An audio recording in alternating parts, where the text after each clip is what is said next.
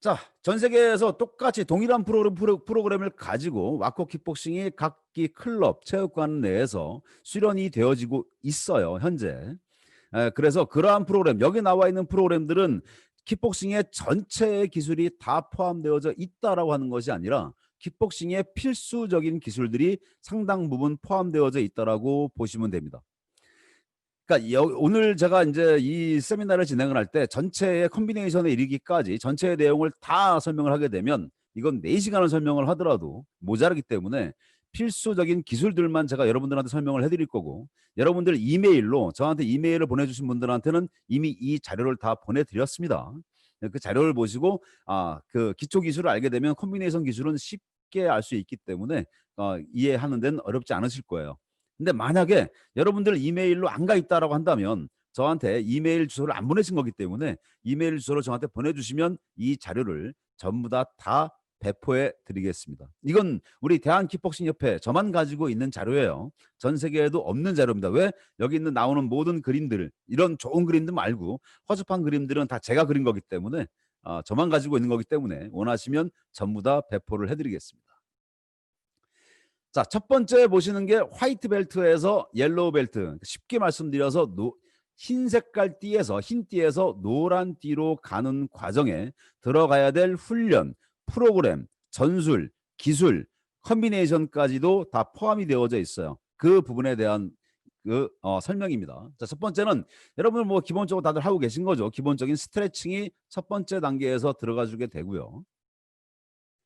그리고 첫 번째 단계에서, 즉 화이트 벨트에서 옐로우 벨트까지로 가는 과정에서 기본적으로 그러니까 여러 가지 아주 무거운 덤벨, 파워 트레이닝이 아닌 자기 자신의 체중을 이용을 한다거나 또는 가벼운 덤벨을 들고 하는 일반적인 피트니스가 들어가 줍니다. 여기에는 균형이나 민첩성, 심폐지구력, 이런 근력이나 근지구력 훈련까지도 포함이 되어져 있는 거죠. 이런 것들이 이제 근순발력을 위한 거겠죠. 그러니까 팔굽혀펴기 하면서 점핑 박수치기, 이런 것들은 우리가 펀치를 때릴 때 상대방한테 파괴적인 그런 그 파워를 전달시킬 때 도움이 많이 되어집니다.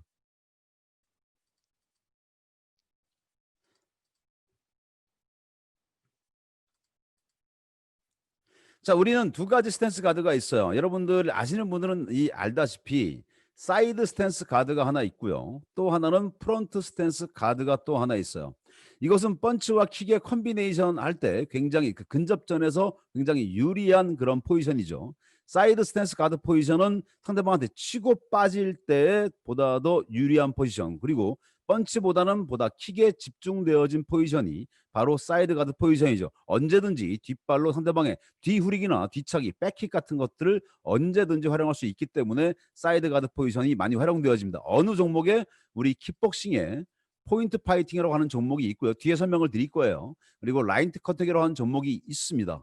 그리고 링에 풀 컨택이라고 하는 종목이 있어요. 이 종목에서는 사이드 스탠스 가드가 가장 많이 활용되어지고, 이 프론트 스탠스 가드는 매트 스포츠의 킹 라이트 종목에서 많이 활용되어지고, 링 스포츠의 로우 킥과 그리고 K1 스타일, 자, 세 가지 종목 스타일에서 프론트 스탠스 가드가 많이 활용되어집니다. 따라서 우리 와코 킥복싱은 어느 한쪽에만 집중을 해서 훈련이 들어가면 안 된다. 양쪽 스탠스 가드가 동시에 훈련이 되어져야 된다라고 우리 와코의 등급 규정에는 아주 자세하게 설명이 되어져 있어요. 따라서 여러분들도 우리가 일반적으로 대한민국에서 하는 킥복싱은 프론트 스탠스 가드에 중점이 맞추어진, 즉 링 스포츠에 중점이 맞추어진 그런 훈련이 들어가고 있기 때문에 사이드 스탠스 가드가 훈련이 안 되어지고 있는 건데, 사이드 스탠스 가드를 훈련이 들어가 줘야 보다 더 많은 연령층의 관원 확보가 가능하리라 저는 보고 있어요. 전 세계적으로도 그렇게 들어가지고 있고요. 자, 스텝은 가장 기본적으로 전진 스텝과 후진 스텝. 여기 나와 있는 그 용어가 공식 용어입니다. 그러니까 우리가 용어적인 부분도 통일이 돼야 될 필요성이 있는 거죠. 나중에 우리가 지금 문광부 인정 지도자 자격증에 킥복싱이 들어가 있어요. 문광부 지도자 그 신청에. 자, 그것이 통과가 되어진다면 예컨대 우리가 실기 시험 때 우리가 어떠한 것들을 기술에 대한 주문을 하게 되죠. 그 주문은 자, 전진 스텝 해봐, 후진 스텝 해봐, 이런 식으로 안 들어가겠죠? 세미 무브먼트 포워드, 세미 무브먼트 백워드를 해보라고 얘기할 겁니다. 근데 용어에 대해서 못 알아들어요. 기술은 알고 있는데. 그러면 당연 떨어지겠죠. 따라서 용어에 대한 부분도 체육관에서 통일이 돼야 될 필요성이 상당 부분 있다라는 거 여러분들이 꼭 인지해 주시면 감사하겠습니다. 따라서 전진 스텝은 세미 무브먼트 포워드라고 하고, 이거 반보 전진 스텝을 말하는 거예요. 그리고 반보 후진 스텝은 세미 무브먼트 백워드라고 표현을 해줘야 됩니다. 왜? 이건 그냥 규정상에 나와 있는 공식 용어예요.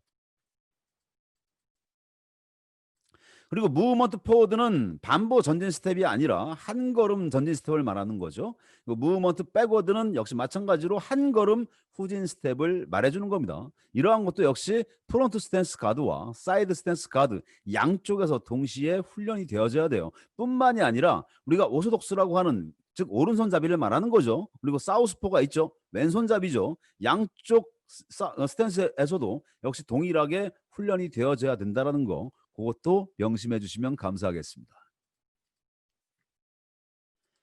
자, 이번에는 공식 명칭은 없지만 뒤쪽 발을 이동시켜서 그냥 앞으로, 즉 두 발이 스텝이 동시에 앞으로 나가는 것이 아니라 오로지 뒤쪽 발만 앞으로 이동시켜주는 스텝이 들어가주는 거고요.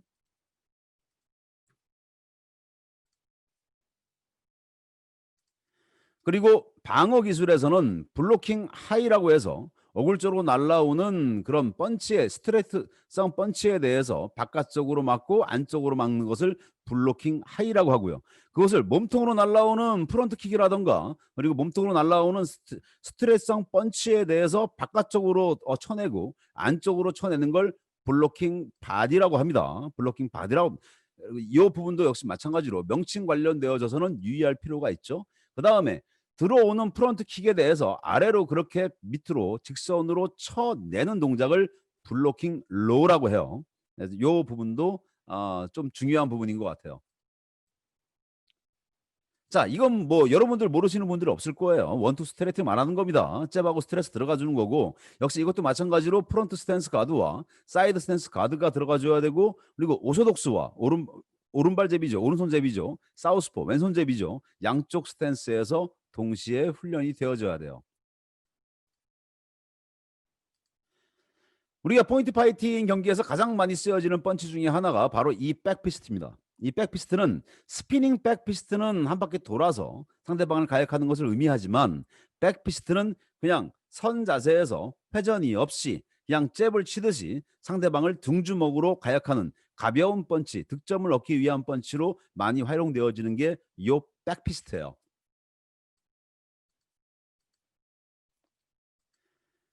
자, 그리고 어떤 체육관에선 어퍼컷을 먼저 가르쳐 주기도 하고, 또 어떤 체육관에선 훅을 먼저 가르쳐 주기도 합니다. 근데 와코의 규정상 먼저 들어가는 건 훅을, 즉 어퍼컷보다 훅 펀치를 먼저 알려주게 돼요. 그러니까 우리는 뭐 어렸을 때 다 동네에서 싸움 좀 해봤잖아요. 해보면 우리가 많이 쓰는 펀치가 뭐 원투 스트레이트, 뭐 어퍼컷 이런 거 안 치고 싸웠잖아요. 그냥 막 후두르는 펀치를 때리고 싸웠죠. 따라서 그 펀치가 바로 훅이었죠. 정확히 이야기하면, 더 명확히 이야기하면 롱훅이 되어지는 거죠. 따라서 우리는 훅을 치는데 굉장히 특화되어져 있다, 이렇게 말할 수가 있습니다. 자, 그 다음 들어가는 동작이 백 엘보우예요. 이 백 엘보우도 스피닝이란 뭐 터닝이란 표현이 안 들어가 있죠. 터닝이란 표현이 안 들어가 있으면 그대로 앞발 앞으로 이동시키면서 팔꿈치를 정면으로 그대로 팔꿈치의 뒷부분으로 스트레이트성으로 상대방한테 가격을 해주는 동작을 백 엘보우라고 합니다. 자, 흰띠에서 옐로우 벨트 노란띠 올라가는데 많은 기술 들어가죠. 좀 어려운 기술도 포함되어져 있고, 뭔가 좀 익사이팅하게 와크 프로그램이 구성되어져 있다, 이렇게 이해를 하시면 될 것 같아요. 자, 이번엔 푸스윕이에요. 이것은 로우킥이 아닙니다. 로우킥이 아니고 푸스윕이에요. 푸스윕이라고 하는 것은, 자, 원래 상대방 다리가 이렇게 있다라고 한다면 이건 종아리고요. 이렇게, 자, 상대방 내 발목 부위를 이용을 해서 상대방 발목 부위를 걷어차 가지고 상대방의 밸런스를 무너뜨리는 기술이에요. 만약에 경기에서 이렇게 걷어차 가지고 상대방이 땅바닥에 팔을 짚었다거나 넘어졌을 때 1점을 매트 스포츠나 링 스포츠에서 획득할 수가 있습니다. 오케이. 여러분들 제가 지금 필기하고 있는 이 빨간 색깔 요 저기 선들 잘 보이시죠? 글씨들. 오케이. 우리 박성도 정우님이 하도 이 세미나 온라인 세미나 많이 참여하셔가지고 제가 원하는 거 뭔지 정확히 알고 있어요. 이 손가락으로 이렇게 표시를 해주시니까 감사합니다. 자, 그리고 킥 동작이 들어가주죠. 킥에서 라운드하우스 킥보다 먼저 들어가는 게 프론트 킥이 먼저 들어가주고요. 그 다음에 라운드하우스 킥이 들어가줍니다. 일반적으로 보통 라운드 킥, 우리말로 하면 돌려차기에 해당되어지겠죠. 라운드 킥이 미들과 하이 두 가지가 힘띠 단계에서 들어가줘야 돼요. 그 다음에 무릎 동작에서 두 가지의 무릎 동작이 들어갑니다. 프론트 니 스트라이크, 즉 앞으로 곧장 스트레이트성으로 상대방 복부를 뚫어버리는 기술이죠. 이랬을 때는 반드시 종아리가 바깥쪽으로 빠져 있어야 스트레이트로 들어가 준다는 거는 좀 이해를 하셔야 돼요. 스트레이트를 하는데 이렇게 붙이시는 분들이 있어요. 이렇게 치게 되면 종아리가 허벅지 밑으로 들어가게 되면 신체 구조상 앞으로 안 나갑니다. 위로 올라가 버려요. 그건 업라이징에 해당되어지는 거죠. 요것은 프론트 니 스트라이크, 이렇게 허벅지 바깥쪽으로 종아리가 빠져 있어야 회전을 하면서 앞으로 상대방 복부를 찔러 들어가서 상대방의 내장의 손상을 가할 수가 있어요. 저도 이거야, 제가 간장이죠. 간이라고 하는데 간에 한번 펀치나 무릎 맞으면 여러분 아시겠지만 굉장히 아픕니다. 링에서 경기하다가 보통 맞아가지고 아프다는 느낌이 안 들잖아요. 근데 간을 무릎으로 쑤셔 맞게 되면 굉장히 아파요. 저도 한번 맞고 다운을 돼본 적이 있습니다. 태국 선수한테. 오케이. 자, 이번 동작은 라운드하우스 니 스트라이크예요. 라운드하우스 니 스트라이크 하면 돌려 들어가는 무릎치기를 말하는 거죠. 즉 바깥에서 안쪽으로 상대방 양 옆구리를 꼽아 들어가면서 무릎을 쳐주는 동작이 라운드 니 스트라이커라고 합니다. 그러니까 여러분들 체육관에서 지도하실 때 여러 가지 용어들을 많이 활용을 하실 거예요. 야, 돌려 무릎치기 해봐. 뭐 이렇게 하지 마시고 정확한 표현, 이제는 우리가 와코 국제구정 글로벌 스탠다드에 맞는 그러한 용어를 사용을 해주셨으면 좋겠어요. 라운드 니 스트라이크라고. 왜냐하면 이게 나중에 실기시험으로 들어가게 되면 이런 것들이 전부 다 이런 라운드 니 스트라이크 해보세요 했는데 라운드 니 스트라이크라는 기술은 알고 있는데 용어를 몰라버리면 어렵습니다. 그래서 이렇게 정확한 용어를 활용할 수 있도록 노력해 주시면 감사하겠습니다. 자, 이런 것들이 좀 응용이 되어져서 나오는 것들이 이제 콤비네이션이에요. 여기 나오는 콤비네이션은 제가 임의로 만든 콤비네이션이 아니라 와코 국제화 연맹에서 반드시 이 콤비네이션은 들어가 줘야 한다는 필수 콤비네이션으로 규정상 들어가 있는 기술들이에요. 그거를 제가 정확히 그림으로 표현을 해 놓은 거니까 반드시 이 콤비네이션 기술들을 그 단계에선 익혀내야 되는 겁니다. 뭐 어렵지 않죠. 원투 이런 거니까. 예전에 한번 이걸 지금은 이제 약간 변형이 되어졌긴 했지만 예전에 한번 이것을 연결시켜서 좌우로 다 사우스포하고 오소독스 다 연결시켜 가지고 프론트 가드 또 그 사이드 스탠스 가드 다 연결시켜서 한번 만들어 놓은 게 있어요. 한번 여러분들 어떠한 식인지 한번 보시자고요. 여기 나와 있는 건 앞으로 제가 그려놓은 그림을 그대로 연결시켜 놓은 겁니다.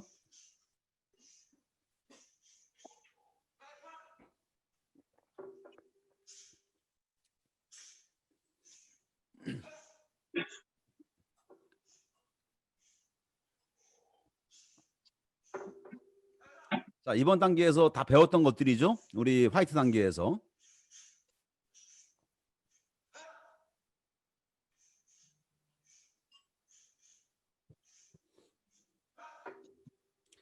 자, 이런 것들은 이제 이걸 제가 이제 처음에는 우리 어떻게 하려고 했냐면 이거를 하나의 폼으로 만들어서 예컨대 무슨 뭐 옐로우 폼이다 뭐 오렌지 폼이다 해서 폼으로 이렇게 이것을 전파를 이렇게 하려고 했었는데 그게 좀 의미적으로 폼이라고 하는 것은 개인적으로 폼을 만들어내는 게 킥복싱에서는 의미적으로 맞는 거고요. 근데 이걸 일부러 이렇게 하나의 필수 콤비네이션들을 연결을 해서 폼으로 변환시켜 보고자 했으나 그게 이제 전체적으로 좀 이렇게 많은 분들한테 호응을 얻기에는 제가 좀 부족하지 않았었나 이런 생각이 들어요. 따라서 이것은 체육관에서 연습되어져야 되는 필수 콤비네이션으로 지금 폼으로 만들어지니까 굉장히 스피드가 안 나오잖아요. 굉장히 빠른 스피드로 지금 이게 들어가야 되는 거거든요. 근데 이게 거기까지는 폼으로 만들어 버리니까 안 나오는 것 같아요. 우리가 폼 그러면 우리가 어떠한 태권도의 폼새라던가 뭐 가라데 형이라던가 이런 걸 생각하기 때문에 스피드가 안 떨어지는 것 같아요. 따라서 이런 것들은 체육관에서 컨비네이션으로 반드시 가르쳐 주셔야 되고 굉장히 빠른 스피드를 가지고 훈련이 되어지게끔 여러분들이 협조를 해주시면 될 것 같습니다.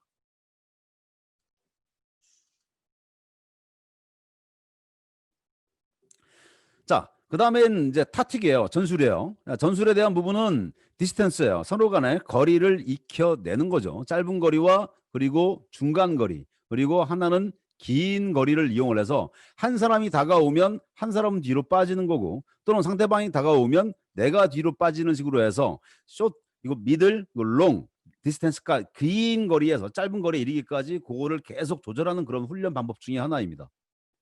이것도 제가 영상으로 한번 준비해 봤어요. 자, 이 거리는 이제 서로가 한 이제 미들이죠. 중간 정도의 디스턴스를 유지해주는 훈련이에요. 한 사람이 다가오는 것만큼 그 스텝에 따라서 뒤로 빠져주는 거죠. 들어오는 스텝만큼 뒤로 똑같이 빠져주게 되는 겁니다. 자, 이러한 동작은 포인트 파이팅과 라이트 컨택에서 굉장히 많이 유용하겠죠. 그리고 뿐만이 아니라 우리가 링 스포츠 내에서도 상대방과 거리 싸움은 되게 중요하죠. 거리 싸움에서 지면 그 시합은 진다라고 봐도 무방하겠죠. 따라서 거리 싸움에서 유리한 고지를 점하기 위해서 이러한 훈련들이 들어가 준다라고 보시면 되겠습니다. 자, 이번에 옐로우 벨트는 끝났고, 옐로우 벨트 이제 노란 띠 딴 거예요. 아우, 미안합니다. 노란 띠를 딴 다음에 이번엔 오렌지 벨트를 따기 위한 과정입니다. 자, 여기에서 들어가는 훈련은 2단계에서 이제 줄넘기가 들어가 주는 거고요. 그리고 스프린트, 체육관 내에서 단거리를 빠르게 뛰는 스프린트 훈련이 요 옐로우 벨트에서 오렌지 벨트를 따기 위한 과정에 포함되어집니다. 얘네들은 훈련법이 되게 잘 돼 있어요. 이게 실제로 유럽에서 많이 활용되어지고 있는 훈련법들인데, 유럽에 있는 뭐 매트 스포츠나 링 스포츠하고 우리나라 아시아에 있는 매트 스포츠와 링 스포츠를 비교하면 아시아 많이 집니다. 못 따라갑니다. 워낙 훈련 프로그램들이 되게 잘 돼 있어요. 자, 여기서 들어가는 것은 이제 스탠스 가드에 전환이 들어갑니다. 프론트 스탠스 가드에서 사이드 스탠스 가드로 전환을 한다거나, 또는 사이드 스탠스 가드로 싸우다가 본인의 전술이 바뀌어서 컨비네이션 위주로 공략을 하겠다 그러면 사이드 스탠스에서 이렇게 프론트 스탠스 가드로 바꿔주는 거죠. 이러한 것들은 실제로 풀 컨택에서 우리가 지금 국가대표 선발전 하고 있죠. 풀 컨택에서 가장 많이 쓰여지는 동작, 무브먼트 중에 하나예요. 워낙 풀 컨택이라고 하는 종목 자체가 킥을 많이 사용해야 되는 종목이고, 사이드 스탠스 가드를 움직여 주다가 본인이 펀치나 콤비네이션 위주로 공략을 할 때에는 바로 프론트 스탠스 가드로 바꿔서 상대방을 공략을 해요. 따라서 풀 컨택에서 굉장히, 또는 풀 컨택과 경기 규정이 유사한 매트 스포츠의 라이트 컨택에서도 많이 활용되어지는 그러한 무브먼트 전환 중에 하나예요. 자, 이제 노란 띠 옐로우 벨트 단계에서 들어가는 거에 바로 사이드 무브먼트가 들어가 줍니다. 딱 세미란 표현이 들어가 주면 당연히 반보 측면 스텝에 해당되어지겠죠. 따라서 옆으로 움직이는 거죠. 세미 사이드 무브먼트가 왼쪽 오른쪽이 양쪽 스탠스 가드에서 훈련이 되어지고요. 그러면 당연히 이젠 한보가 들어가겠죠. 사이드 무브먼트가 들어가 줍니다. 이렇게 아까 세미는 반만 움직인 거죠. 세미란 표현이 안 들어가면 그대로 한 보폭 정도가 양옆쪽으로 움직여주는 사이드 무브먼트가 들어가 주는 거죠. 자, 일명 깽깽이 스텝이라고 말하기도 하죠. 슬라이딩 무브먼트. 즉 와코에 있는 모든까지는 아니더라도 매트 스포츠, 그러니까 포인트 파이팅, 라이트 컨택, 킹 라이트 종목과 풀 컨택, 주로 매트 스포츠에 많이 활용되어지죠. 이 깽깽이 스텝이 많이 활용되어집니다. 앞으로 미끄러져 들어가는 동작이에요. 살짝 앞으로. 그래서 위로 이게 뛰어서 깽깽이로 가는 것이 아니라 바닥을 미끄러 들어가서 상대방을 여기서 라운드하우스 킥을 때린다거나, 또는 사이드 킥을 친다거나, 상대방을 견제한다거나, 못 들어오게 만든다거나, 이랬을 때 많이 매트 스포츠에서 많이 활용되어지는, 우리나라 선수들이 외국 나가서 매트 종목에 나가서 항상 밀리는 게 뭐냐? 바로 요것 때문에 밀려요. 항상 요것 때문에 져요. 즉 내가 상대방한테 공략해 들어가면 상대방들은 요 슬라이딩 무브먼트를 통해서 우리 한국 선수들을 견제를 굉장히 잘해줍니다. 못 들어오게 막아버리는 거죠. 또는 득점을 얻기도 하고. 근데 우리나라 선수들이 요 부분이 좀 부족하다는 게 굉장히 아쉬워요. 이따 영상을 보여드리겠지만 이런 부분도 체육관 훈련이 되어지면 굉장히 좋지 않을까. 예, 요게 바로 앞에서 보여드렸던, 그러면서 이제 사이드킥과 라운드하우스 킥을 같이 넣어주는 그러한 영상을 여러분들 보고 계세요. 바닥을 완전히 뜨지 않고 바닥을 쓸어 들어가죠. 그렇죠? 점핑이 없이 그대로 앞으로 미끄러 들어가는 스텝, 그거를 슬라이딩 무브먼트라고 합니다. 생각보다 되게 힘들고요. 우리가 처음에 이거를 여러분들 많은 우리 지도자들한테 배포를 하기 위해서 훈련들을 많이 시켰는데, 이거 하다가 인대 나간 분들 꽤 많이 있습니다. 따라서 어린 나이 때부터 훈련이 되어져야 될 것 같아요.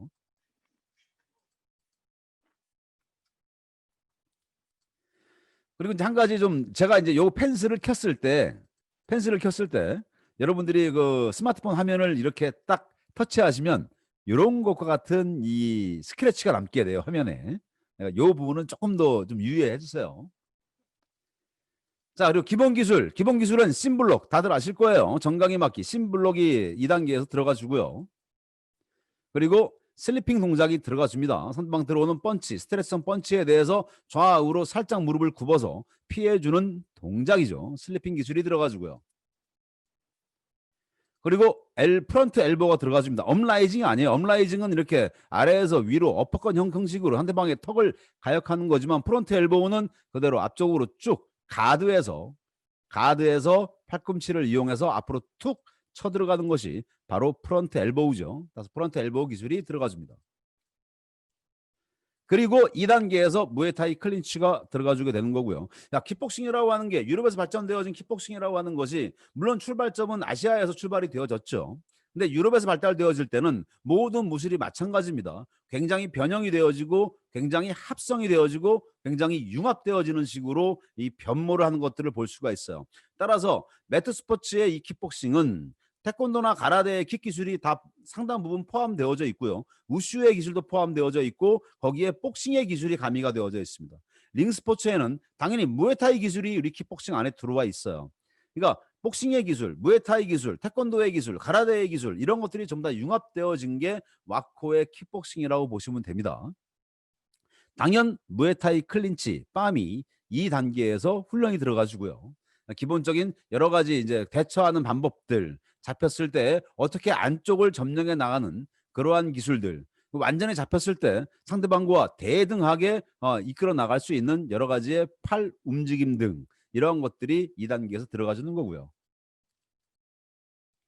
그리고 옐로우 단계에서 이렇게 어퍼컷 펀치가 들어가 줍니다. 그리고 사이드 킥이 들어가 주는 거고요. 그러니까 여러분들이 알고 계시는 모든 킥의 종류는 킥복싱 내에 다 포함되어져 있다고 보시면 돼요. 우리가 무에타이처럼 정강이 후려치기라고, 정강이 타이킥이라고 하죠. 정강이 킥만 사용한다거나 프론트 킥만, 푸시 킥만 사용한다거나 하지 않아요. 와코 킥복싱 내에서 모든 발차기 기술들이 다 포함되어져 있습니다.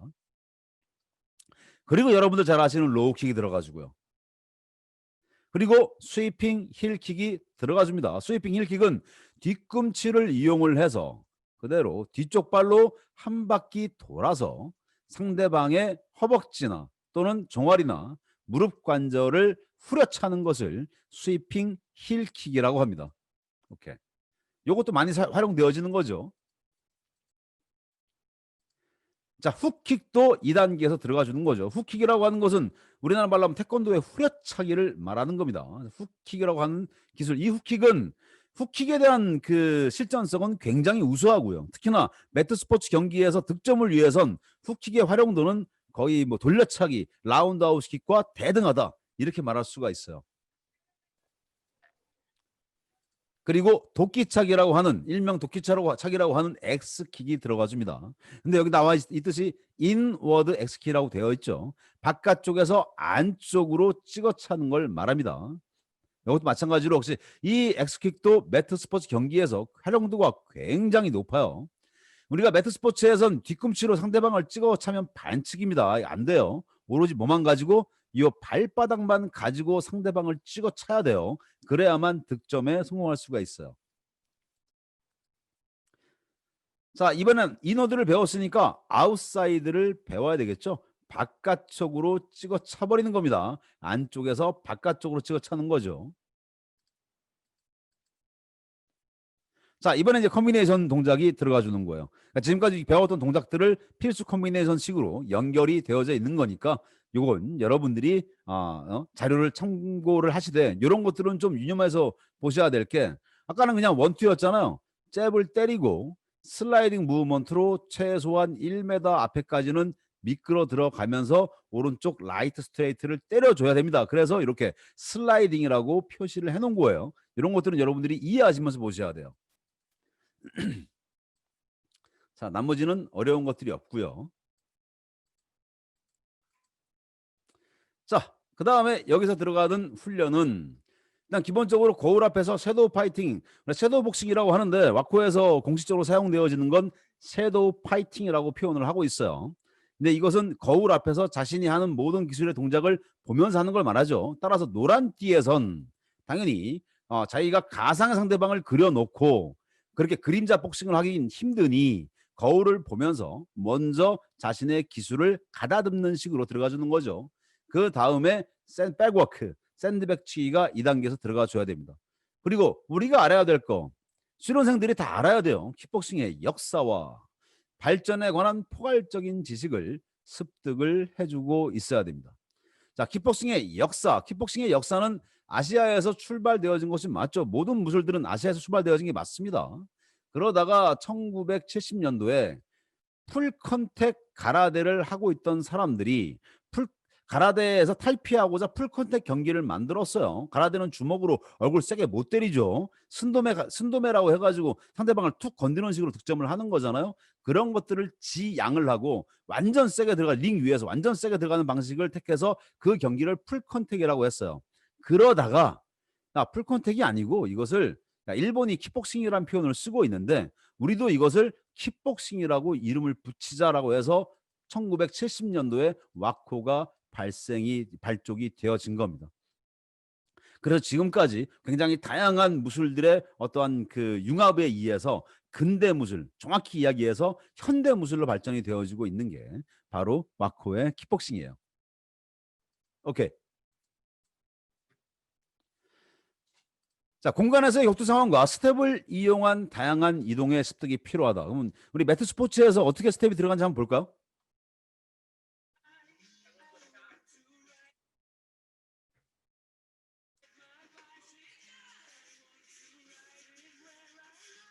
굉장히 빠르죠. 맞으면 지는 거니까. 맞으면 점수 뺏기니까.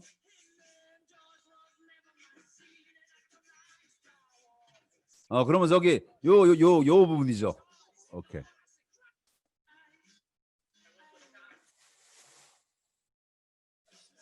자, 매트 스포츠에서 항상 눈여겨봐야 될 게 바로 요 컬러와 이 안쪽 컬러예요.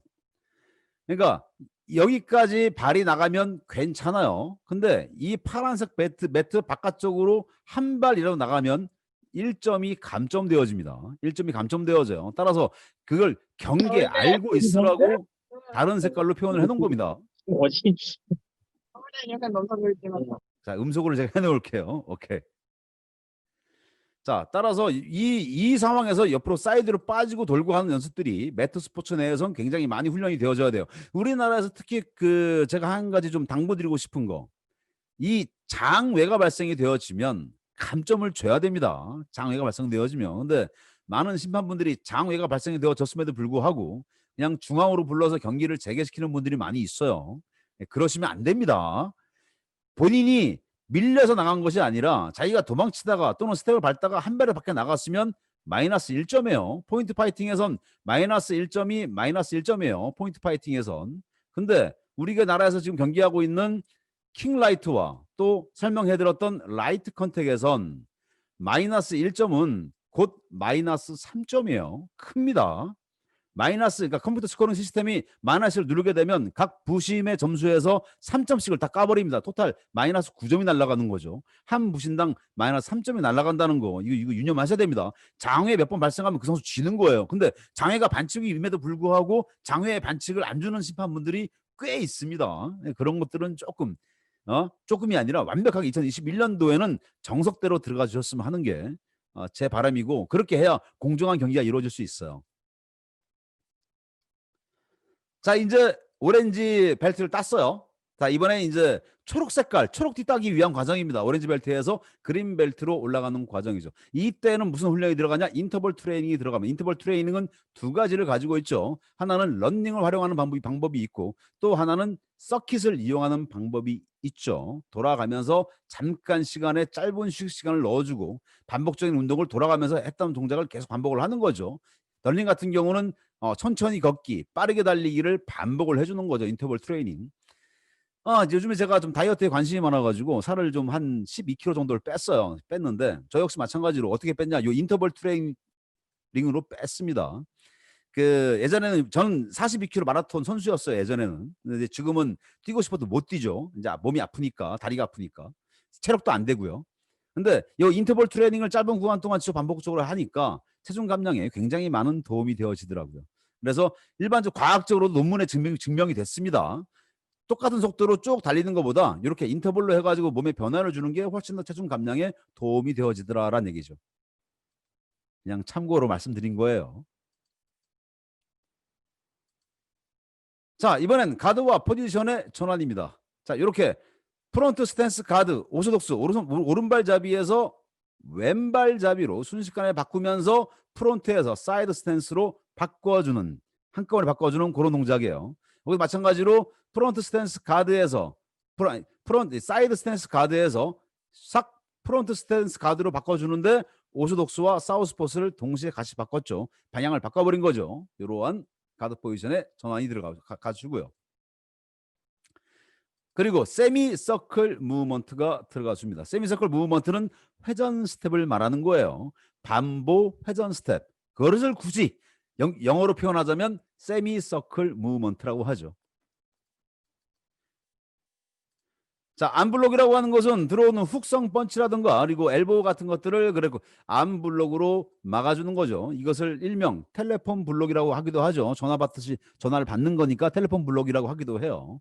따라서 안면에 대한 부분과 그리고 당연 몸통에 대한 바디에 대한 것도 이렇게 암블록으로 막을 수 있는 페이스와 바디를 암블록으로 맞는 훈련이 들어가 주는 거고요.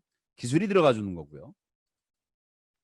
그리고 컨비네이션, 이건 기본 기술이긴 한데 기본 기술 안에 이렇게 컨비네이션이 들어가는 경우도 있어요. 원투 스트레이트에 인사이드 촉이 들어가 줍니다. 인사이드 촉 아시잖아요, 여러분들. 손날치기라고 하죠. 손날치기. 이런 식으로 가라데의 기술도 포함되어져 있어요. 이런 건 어디에 활용되어지느냐? 경기에는 활용이 안 되어지죠. 상당히 많이 활용되어지는 데가 있어요. 그게 바로 뮤지컬 폼이에요. 와커의 경기 종목에 보면 뮤지컬 폼이라고 하는 기술이 있어, 그 종목이 있어요. 그건 자기 자신이 뭘 만들어내, 작품을 하나 만들어내 가지고요, 체조하듯이 빠르게 기술을 연결시켜 버리는 그 종목이 있습니다. 그때 이런 손날치기 이런 것들이 굉장히 많이 활용되어져요. 왜냐하면 화려하니까 손날치기가. 역시 이너드 스트라이크와 또 이렇게 백핸드 뒤쪽 손으로 이너드 첩을 날려주는 거죠.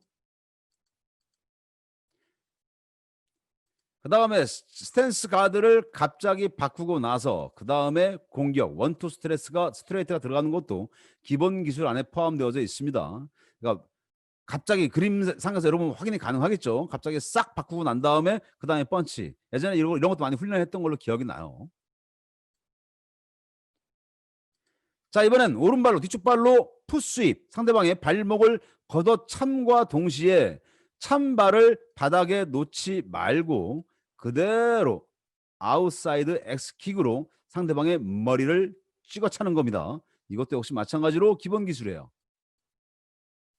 그리고 이전까지 우리가 옐로우 벨트 단계까지는 오로지 발바닥만 가지고 훈련이 되어졌다면 오렌지 벨트 단계에서부터 훈련이 되어졌기 때문에 이렇게 뒤꿈치를 가지고 상대방을 훅킥이나 엑스킥에서 뒤꿈치로 상대방을 차는 훈련이 들어가 줍니다.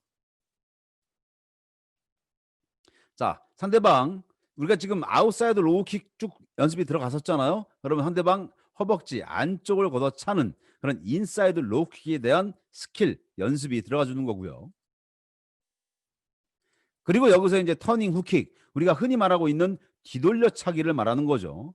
터닝 훅킥이 연습이 들어가 줍니다.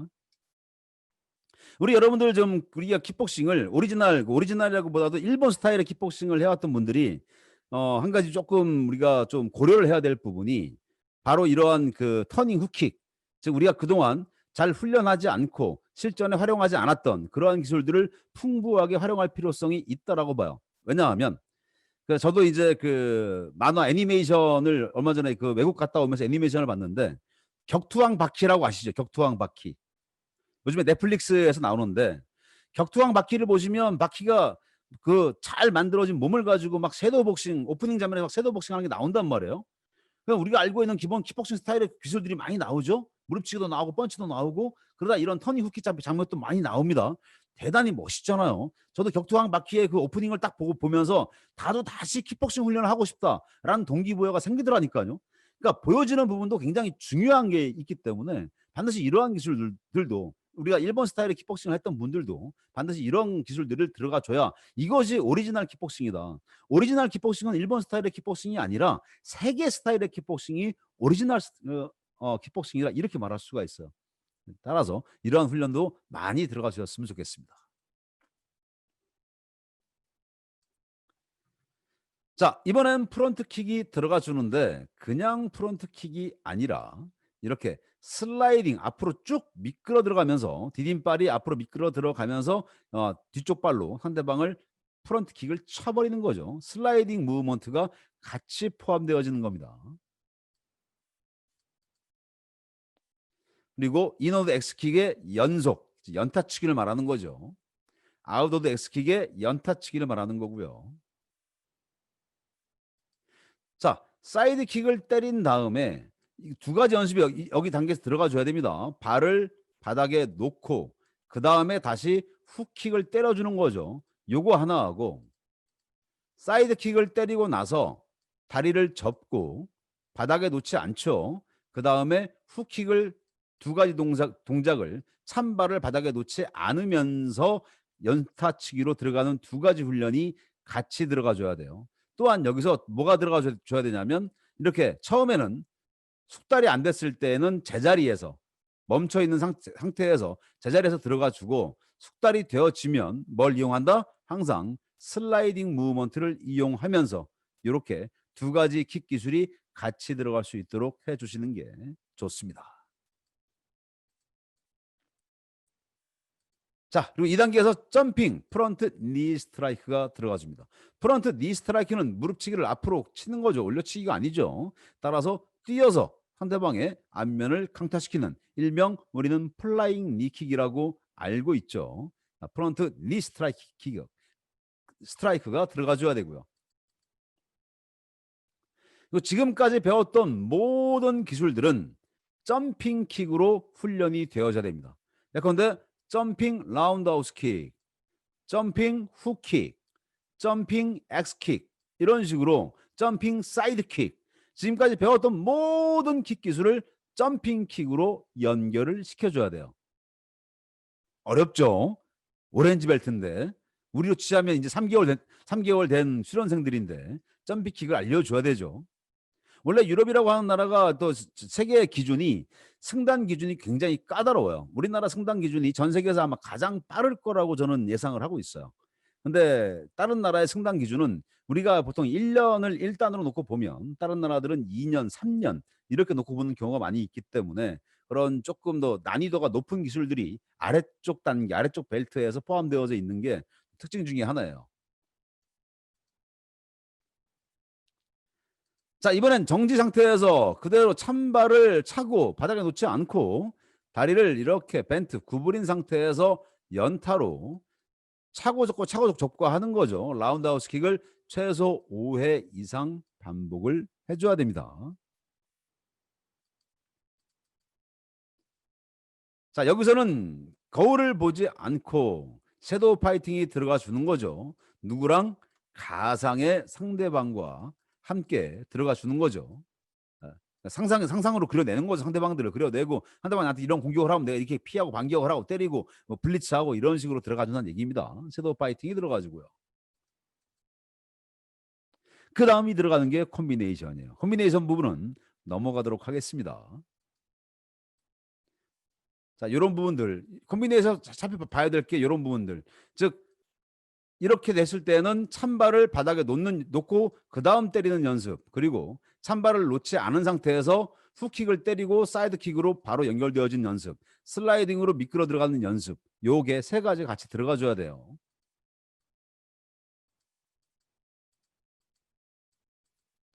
자, 요 부분들은 전부 다 이제 그 컴비네이션과 관련되어진 부분이었고, 타틱.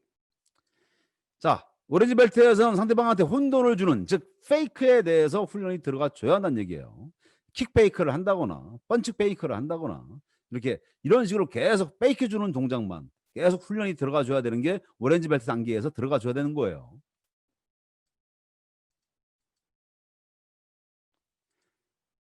그리고 여기서 들어가야 되는 게 바로 스피드볼을 활용한 연습을 오렌지 벨트에서 들어가 주고요. 스피드볼은 두 개가 있죠. 이렇게 벽에 붙어 있는 거 따라락 따라락 따라락 하는 거 하나하고, 또 하나는 벽과 바닥에 고정되어져 있고 핀이 고정되어져 있죠. 그 중간에 이렇게 공이 있어서 치면 나갔다 오면, 이 연습은 굉장히 재밌죠. 이거 펀치의 스피드를 올리고 이게 뭐예요? 아이 무브먼트, 그 동체 시력을 굉장히 높여주는 그러한 훈련법 중에 하나죠. 그리고 펀치의 정확도도 같이 올려주는 그러한 훈련법 중에 하나입니다.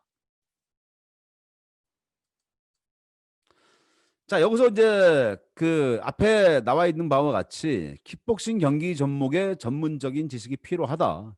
포인트 파이팅이 뭐고, 경기 규정은 어떠하고, 라이트 컨택은 뭐고, 풀 컨택은 뭐고, 로우킥, 뮤지컬 폼, K1 스타일은 무엇을 의미하는지에 대해서 알고 있어야 된다는 얘기입니다.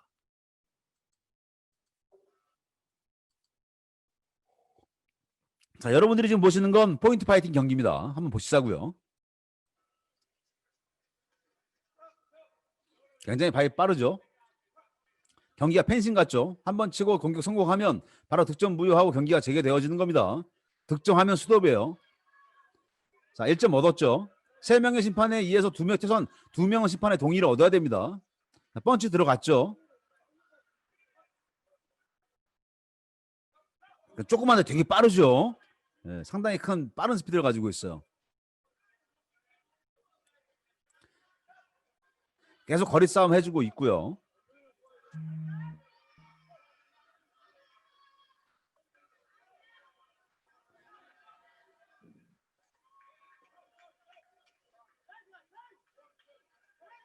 자, 이런 식으로 계속 득점에 성공하면 점수 얻고, 이게 전 세계적으로 굉장히 인기 있는 게임 종목이에요. 우리나라에도 좀 이런 종목이 굉장히 인기를 끌 수 있는 그런 좀 그 상황이 전개가 되어졌으면 좋겠어요. 우리가 지금까지 킥복싱 등급 프로그램에서 배웠던 기술들이 지금 이 두 선수가 다 하고 있는 모습들 여러분들 확인해 볼 수가 있었습니다. 어려운 기술들이 아니에요. 좀 더 그러나 펀치가 들어갈 때 틀리죠.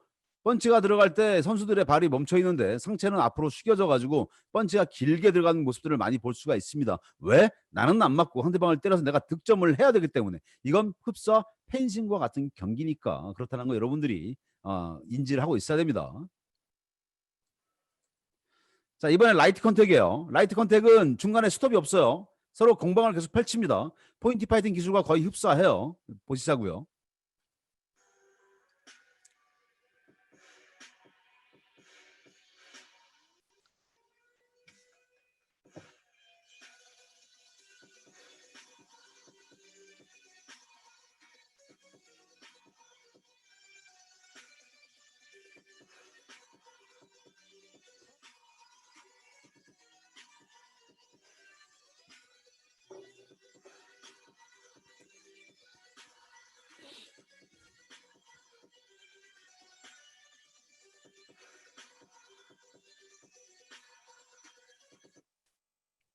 자, 요게 라이트 컨택이고요.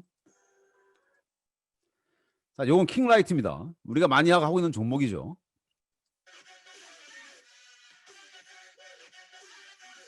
생각보다 약하지 않죠.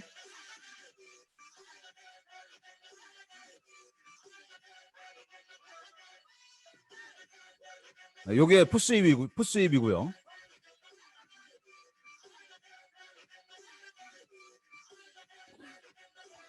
점핑 뒤차기 이런 거 많이 점핑 뒤차기 2점이에요. 요게 3점입니다. 요게 점핑 킥으로 얼굴 들어가면 3점 얻는 거예요. 자, 킹라이트가 파워를 안 넣어서 때릴 뿐이지 스피드에서 전혀 차이가 없죠. 스피드 굉장히 빨라요. 하지만 주먹을 때릴 때 주먹을 완전히 져서 상대방이 큰 데미지를 입지 않게끔만 때리는 겁니다. 스파링 하듯이. 대신에 굉장히 빠른 스파링이 들어간다고 보시는 게 요 킹라이트 종목이에요. 그리고 킹라이트에서 보시면 아시겠죠? 굉장히 화려한 기술들이 많이 나오죠. 왜? 매트에서는 저런 화려한 기술이 나올수록 점수가 올라가요. 그러니까 내가 하이킥을 때려 상대방 머리를 맞추면 2점입니다. 내가 점핑킥으로 뛰어서 상대방 킥으로 몸통을 맞추면 2점이에요. 똑같이. 뛰어서 머리를 맞추면 3점이에요. 그러니까 저런 기술들이 많이 나와주고 있는 겁니다. 자, 이게 매트 스포츠의 이제 뮤지컬 폼. 이건 시연 종목이에요. 그러니까 뮤지컬 폼을 보시기 전에 한 가지 이해를 하셔야 될 게 뮤지컬 폼은 우리가 하드 스타일 폼이 있고요. 크리에이티브 폼이 있어요. 그리고 하드 스타일 웹폼이 있고요. 크리에이티브 폼 웹폰이 있습니다. 웹폰은 무기를 가지고 사용할 수 있다라고 하는 거죠. 여기는 지금 하드 스타일 폼으로 하고 있어요. 이게 아마 제가 볼 땐 가라데 일 가능성이 커요. 그리고 가라데 돈파를 이용하는 것 같아요. 하드 스타일 웹폰 폼에 해당되어지겠죠. 그것만 참고하고 보시면 될 것 같습니다.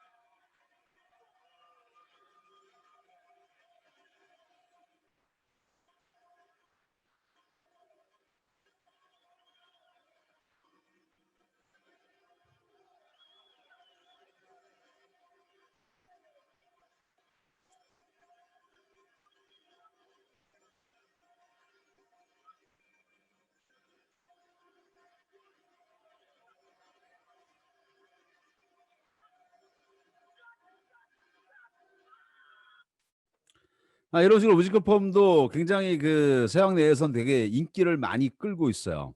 우리나라도 뮤지컬 폼 비보이나 특히나 이번에 비보이가 24년도에 올림픽 종목으로 채택이 됐더라고요. 비보이는 우리나라가 굉장히 잘하는 국가 중에 하나인데. 자, 이번 보시는 장면은 불컨택입니다.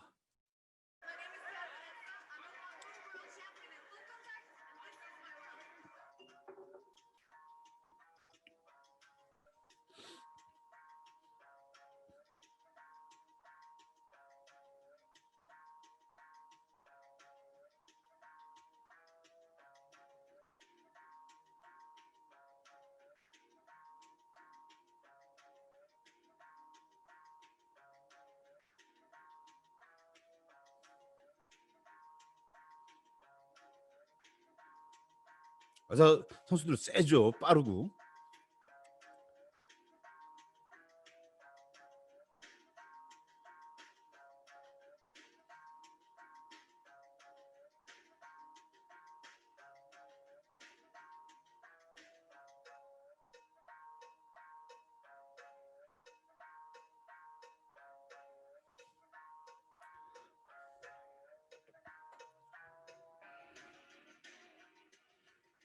그 국제 무대에 나가서 저렇게 실제로 경기하는 모습을 보면 깜짝깜짝 놀라요. 진짜 빠르고 진짜 셉니다. 엄청 스피드가 강해요. 그리고 그 전체 공격 콤비네이션 그 빠른 스피드를 내고 있으면서도 굉장히 강한 파워가 같이 포함되어지는 그런 상황들을 많이 볼 수가 있었어요. 또 어느 때는 저도 킥복싱을 오랫동안 한 사람이지만 무에타이를 오랫동안 한 사람이지만 넉넉히 바라보는 경기가 생길 정도로다가 굉장히 수준 높은 경기들이 많이 나옵니다. 자, 로우킥은 K1과 거의 유사하니까 K1만 놓고 보시자고요.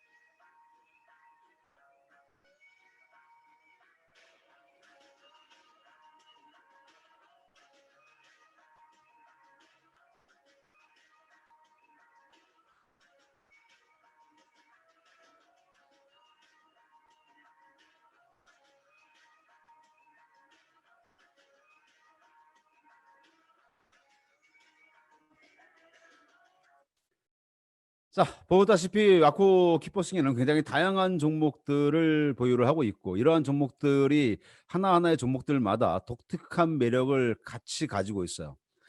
따라서 한 클럽 내에서 수련되어지고 있는 프로그램들이 어느 하나의 종목에 좀 특화되어져 있는 것보다는 이런 것처럼 전체 종목에서 선수를 참가를 시킬 만큼이나 다양한 프로그램들이 들어가 주고 있는 것이 보다 더 체육관 운영이나 여러 가지 기술적인 부분이나 더 나아 보이고요.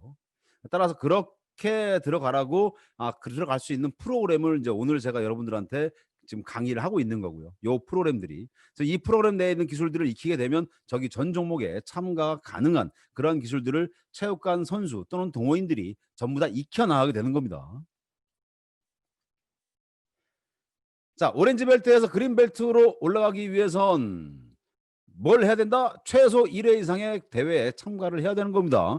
국제연맹 구정상, 와코 구정상 그냥 그린벨트로 올라가지 않아요. 참가해야 돼요. 경기대회 참가 안 하면 뭐 하면 된다고요? 이렇게 심사에 응하면 되는 겁니다. 그래서 실제로 경기대회에 참가하는 사람들은 심사에 응할 필요가 있다 없다? 없어요. 규정상 경기대회에 참가하면 벨트 위로 등급할 수 있습니다. 자, 이번엔 그린벨트에서 블루벨트 시간적으로 1시간 언제 제가 정도 강의했네요. 좀 더 한 15분 더 할게요. 15분 내에면 다 끝날 수 있습니다. 자, 파워 트레이닝이 2단계에서 들어가 주는 겁니다. 그린벨트에서 이때 그때 바벨 무거운 것들을 많이 활용을 하게 되죠. 근력을 키우는 운동, 즉 근육과 근육을 위주로 한 체중을 증가시키기 위한 파워 트레이닝이 들어가 주는 겁니다.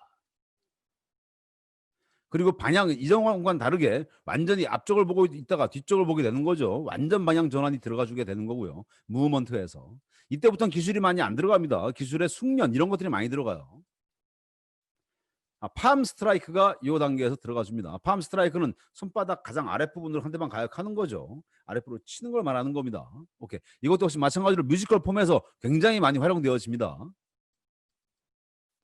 아웃오드 스트라이크, 인오드 스트라이크는 이전 단계에 들어갔죠. 이번엔 아웃오드 안쪽에서 바깥쪽으로 상대방의 목을 쳐내는 손날치기, 아웃오드 스트라이크가 들어가지고 이것도 마찬가지로 뮤지컬 폼에서 굉장히 많이 활용되어지는 기술 중에 하나입니다. 그 다음에 사이드 엘보우, 돌려치는 걸 말하는 거죠. 상대방의 관자놀이, 턱을 그대로 팔꿈치로 돌려치는 동작을 이 단계에서 들어가지고요. 그리고 터닝 백 엘보우, 공식 명칭은 터닝 백 엘보우예요. 그냥 백 엘보우는 선 상태에서 바로 들어가는 거지만 터닝이니까 한 바퀴 돌아서 상대방을 쳐버리는 거죠. 터닝 백 엘보우가 들어가줍니다. 다리를 정확히 구부린 상태에서 그 다음에 라운드하우스 킥을 천천히 치는 기술. 이건 하나의 훈련 중에 하나인 거죠. 옛날 장클로드 반담이 많이 했던 거죠. 장클로드 영화에서 다리를 구부린 상태에서 치고 멈추고 천천히 하는 동작들, 그걸 말하는 것이고요. 그 다음에 점프 터닝 백킥이 들어가 줍니다. 자, 뛰어서 뒤로 돌아서 점핑한 다음에 상대방을 밀어쳐버리는 거 사이드킥으로 점프 터닝 백킥이죠. 공식 명칭은. 오케이. 그리고 점프 터닝 훅킥이 들어가 주는 거고요. 네.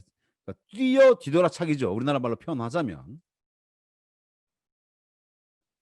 슬라이딩 무브먼트 니 스트라이크가 들어가 주게 되는 겁니다. 즉 선 상태에서 이건 브릿지죠. 갑자기 상대방한테 뛰어 들어가면서 슬라이딩으로 미끄러 들어가면서 상대방의 복부를 찔러버리는 무릎으로 들어가는 게 요 기술이고요.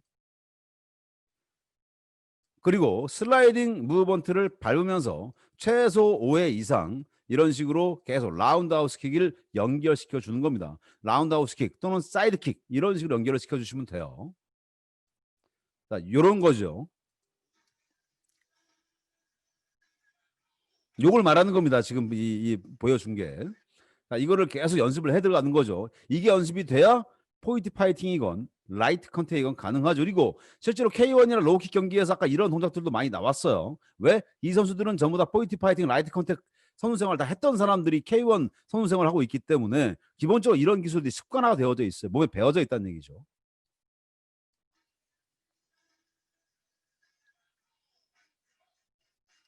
물론 이런 동작들을 체육관에서 훈련을 시키시는 분들도 계시지만 제가 이 동작을 한번 해보니까 생각보다 쉽지 않더라고요. 많이 힘들더라고요. 자, 그 다음 컨비네이션입니다. 컨비네이션은 넘어가겠습니다.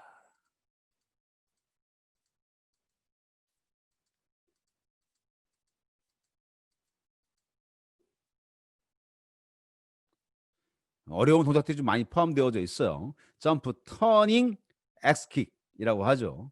점프, 터닝, 엑스킥. 찍어차는. 오케이. 자, 이 단계에서는 어떤 게 들어가냐? 모든 프로그램의 기술들을 혼자 연습하지 말고 누구랑 같이? 파트너와 같이 약속 스파링을 하라는 얘기입니다. 그리고 샌드박을 통한 인터벌 트레이닝과 파트너와 함께하는 컨디션 스파링이 들어가 줘야 한다고 하는 거죠. 컨디션 스파링은 뭐라고요? 약속 스파링을 약속, 이게 파트너와 함께하는 것이 약속 스파링이고요. 컨디션 스파링도 약속 스파링의 일종이긴 하지만 보다 좀 더 프리한 형태를 취하고 있는 거죠.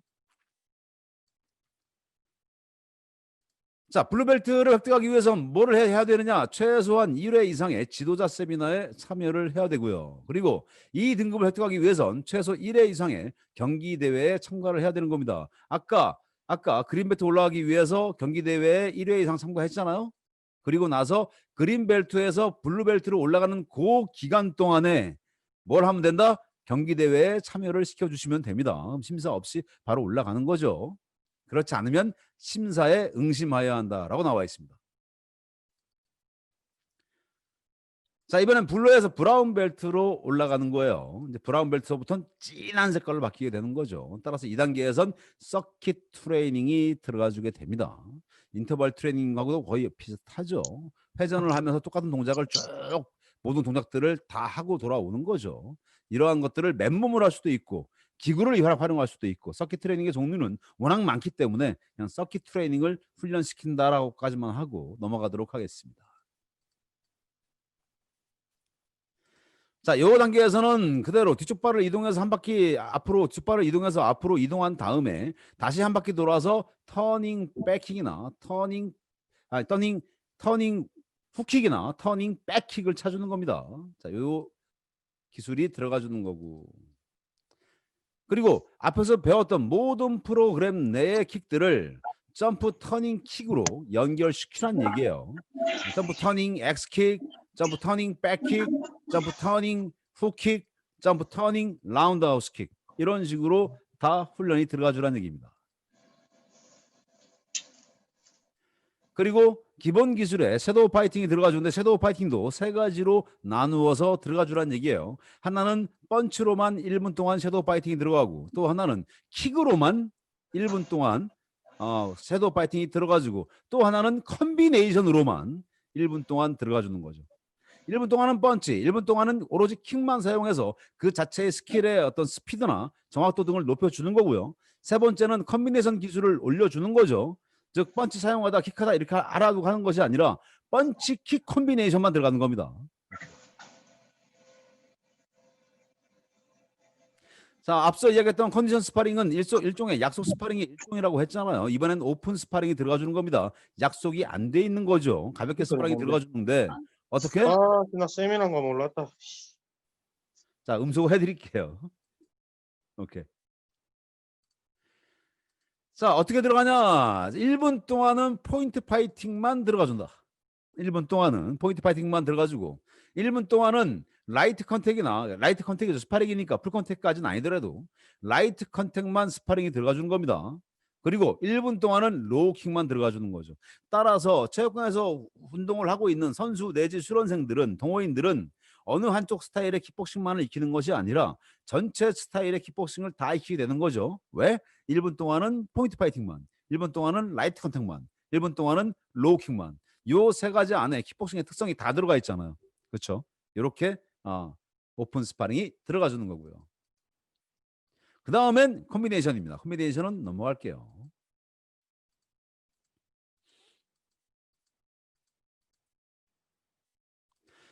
버터플라이 킥은 아마 합기도를 하셨던 분들은 다 아실 거예요.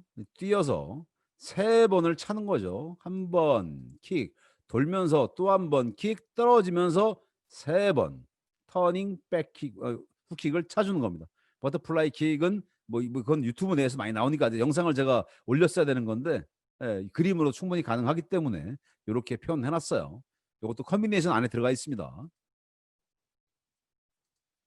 자, 이 단계에서는 뭘 알아야 되느냐? 매트와 링의 경기 구역에서 사용 가능한 최고의 움직임은 무엇이냐? 뭐 코너웍이 제일 중요하겠죠. 아까도 얘기했지만 이 빨간 색깔 바깥에 나가면 요건 장외 반칙 간점에 해당되어지는 거예요. 이 안에서의 움직임들을 말하는 겁니다. 요건 매트고요.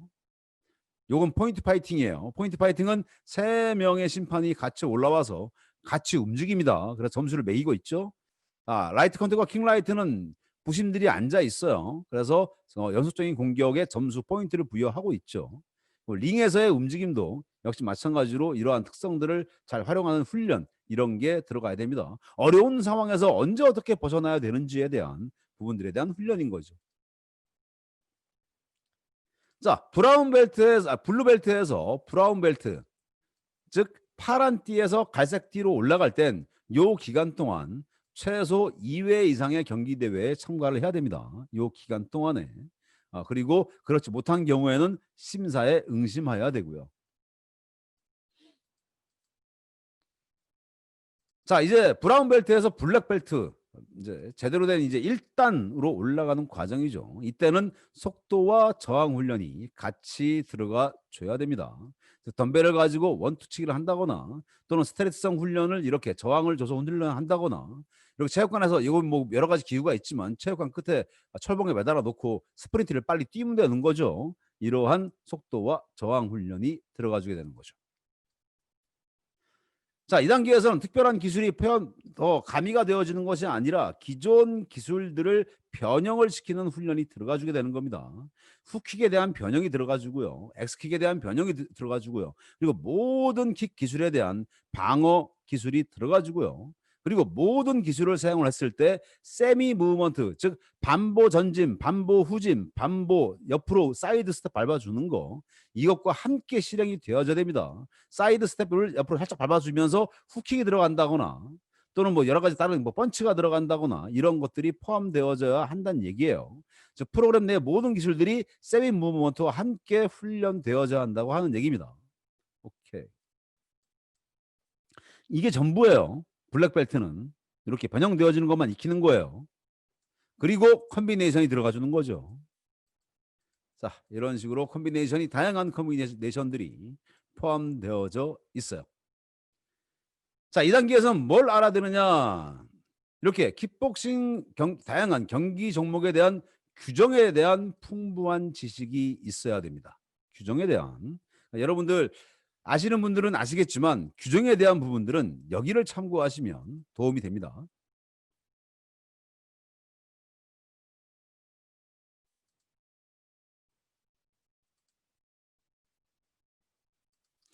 유튜브에다가 와코 TV를 치시면 와코 TV가 떠요. 와코는 한글로, TV는 영어로, 영문으로. 그럼 제 얼굴 나와 있잖아요. 오케이.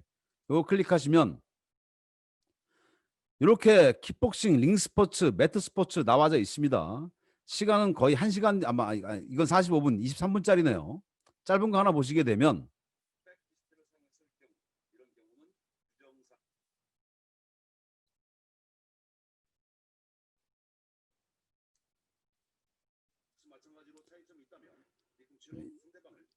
자, 매트 스포츠, 링 스포츠의 차이, 영상까지 다 집어 넣어 가지고 제가 녹화 영상을 하나 만들어 놓은 게 있어요. 요거를 여러분들이 보시게 되면 경기 규정과 관련되어져서는 이걸 보시면 아주 잘 알 수가 있습니다. 다 이야기 해놨어요.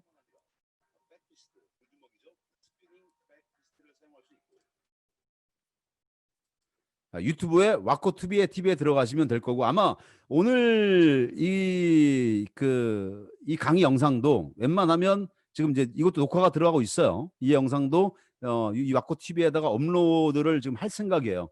그래서 여러분들이 한 번, 두 번 더 볼 수 있도록 내용들을 알 수 있도록 그렇게 할 예정입니다. 그러니까 여러분들 잘 보시면서 이 와코 TV도 같이 활용해 주시면 좋을 것 같아요. 그리고 바뀐 부분에 대해서는 오늘 링스포츠, 그러니까 링 심판 위원장님과 매트 심판 위원장님이 여러분들한테 또 설명을 해주실 거고요.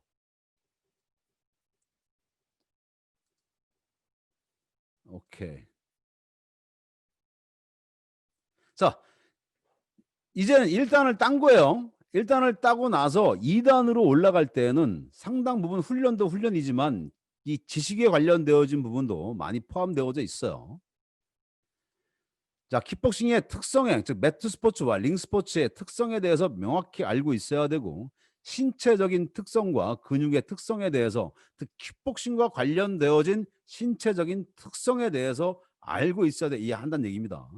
그리고 킥복싱 폼의 작품성에 대해서 이론적으로 설명할 수 있어야 돼요. 작품성이라고 하는 것은 아까 보였지만 뮤지컬 폼 보셨죠? 그게 하나의 형으로 나와 있는 게 아니라 본인 선수 개인 자체가 만들어낸 폼이에요.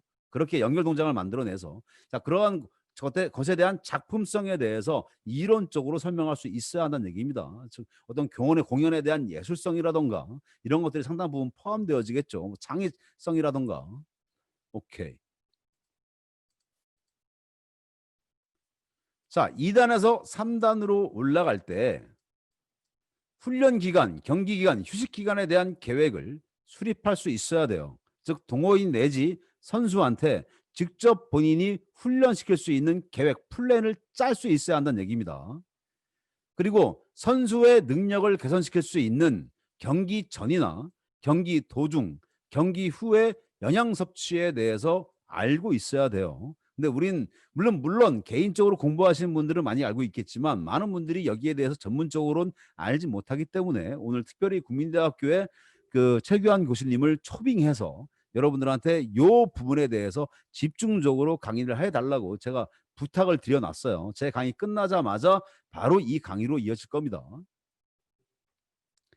그 다음에 킥복싱과 관련되어진 소논문이 작성을 할 수 있어야 돼요. 소논문이라고 하는 것은 10페이지에서 한 20페이지 정도의 분량의 논문을 말하는 겁니다. 즉 선수가 자신의 경기 체중을 유지할 수 있는 방법과 관련되어진 논문, 초보 선수를 위한 영양 섭취 계획에 대한 논문, 킥복싱과 관련된 이슈와 관련되어진 논문들을 말하는 거죠. 예컨대 이런 논문들에는 킥을 전문화한다거나 킥복싱의 역사를 말한다거나 킥복싱의 미래 발전 방안을 말한다거나 킥복싱이 대한민국 내에서 보다 더 대중화될 수 있는 방안을 말한다거나 킥복싱이 다이어트 프로그램으로 어떻게 많이 활용될 수 있는 방안을 이야기한다거나 이러한 논문들을 10페이지에서 20페이지 분량으로 작성을 해야 한다는 얘기입니다. 언제? 2단에서 3단 올라갈 때요. 이번엔 3단에서 4단 올라갈 때를 말하는 겁니다. 3단에서 4단 올라갈 때는 다른 거 안 보고요. 40페이지 이상의 킥복싱 관련 논문을 말하는 거예요. 40페이지 이상의 논문이면 거의 학위 논문하고 비슷한 겁니다. 석사학위 논문도 한 40, 80페이지 돼요. 그래서 이 정도의 논문을 작성을 해야 뭐와 관련되어진 킥복싱과 관련되어진 이슈와 킥복싱에 관련되어진 이슈를 주제로 해서 논문이 작성이 되어져야 한다는 얘기입니다.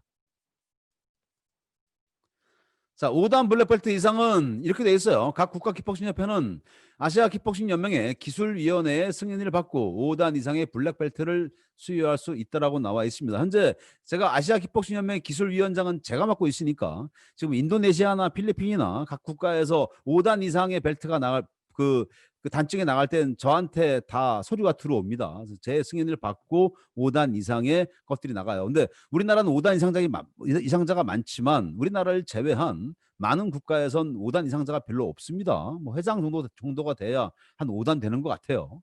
저도 국제 킥복싱 국제연맹의 단증을 가지고 있는데 제 국제 단증은 7단입니다. 한국처럼 이렇게 제가 9단을 가지고 있다거나 그렇지 않아요. 국제 단증은 굉장히 까다롭게 나오고 있다는 거. 근데 여기서 말하는 건 국제 단증이 아니라 각 국가협회 단증을 말하고 있는 겁니다. 이런 식으로 5단 이상은 굉장히 까다롭게 수여가 되고 있다는 건 참고해 주세요.